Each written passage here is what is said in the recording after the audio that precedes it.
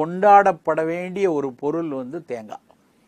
அப்படி ஒரு நல்ல விஷயத்த நம்ம மொத்தமாக தொலைத்து போயிட்டோம். இது நல்லதில்லை, இது கெட்டது அப்படின்னு சொல்லி வீட்டில் எந்த வீடுகள்லையும் இன்றைக்கு காய்கறிகளில் தேங்காய் போடுறதில்லை. இன்னும் சில நாகர்கோவில் பக்கத்தில் உள்ள மாவட்டங்களில் மட்டும்தான் இன்னைக்கு தேங்காயை கொஞ்சம் பயன்படுத்துகிறாங்க. வட மாவட்டங்களில், தமிழகத்து வட மாவட்டங்கள்லையும் சரி, பல இடங்கள்லையும் தேங்காய் சட்னி அரைக்கிறதில்ல, தேங்காயை தூவி கொடுக்கறதில்ல, தேங்காயை வைத்து பண்டங்கள் கூட செய்கிறது கிடையாது.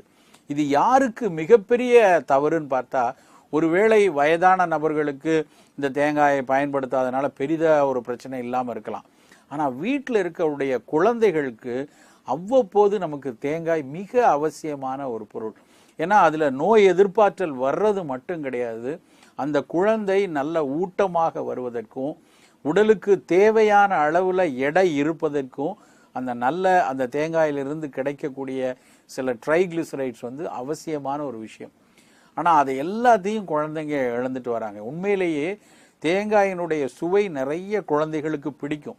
ஆனால் அதை காட்டாமல் வளர்த்ததுனால குழந்தைகளும் தேங்காயை மறக்க ஆரம்பிச்சிட்டாங்க.